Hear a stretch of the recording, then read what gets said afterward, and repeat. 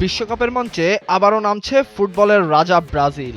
বাংলাদেশের কোটি কোটি সমর্থকদের চোখ এখন ভোর 4টার সেই মহারণে। 5বারের বিশ্ব চ্যাম্পিয়ন ব্রাজিল এবার এসেছেন নতুন স্বপ্ন নিয়ে। 2002 সালের পর আবারও বিশ্বকাপ ট্রফি ঘরে তোলার মিশনে। আর প্রথম ম্যাচেই সামনে কঠিন প্রতিপক্ষ, আফ্রিকার শক্তিশালী দল মরক্কো। ভোর 4টায় শুরু হবে ব্রাজিল বনাম মরক্কোর ম্যাচ। নতুন কোচ কার্লো আনচেলত্তির অধীনে এটাই ব্রাজিলের বড় পরীক্ষাগুলোর একটি। ব্রাজিলের সবচেয়ে বড় শক্তি তাদের আক্রমণ ভাগ।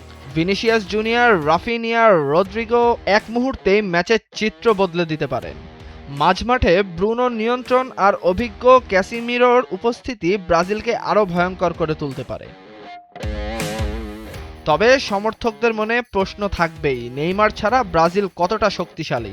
নেইমারের অনুপস্থিতি নিঃসন্দেহে বড় ধাক্কা, কিন্তু ব্রাজিলের নতুন প্রজন্ম এবার দায়িত্ব নিতে প্রস্তুত। ভিনিসিয়াস জুনিয়রকে ঘিরেই সবচেয়ে বড় প্রত্যাশা। রিয়াল মাদ্রিদের এই তারকা যদি নিজের সেরা ছন্দে থাকেন তাহলে যে কোনো ডিফেন্স ভাঙতে পারেন। কিন্তু প্রতিপক্ষ মরক্কোকে হালকা করে দেখার কোনো সুযোগ নেই। 2022 বিশ্বকাপে ইতিহাস গড়ে সেমিফাইনালে উঠেছিল তারা। আফ্রিকার এই দল এখন বিশ্বের অন্যতম শক্তিশালী প্রতিপক্ষ। আশরাফ হাকিমির মতো বিশ্বমানের খেলোয়াড় আর সংগঠিত রক্ষণভাগ ব্রাজিলের আক্রমণ আটকে দিতে পারে।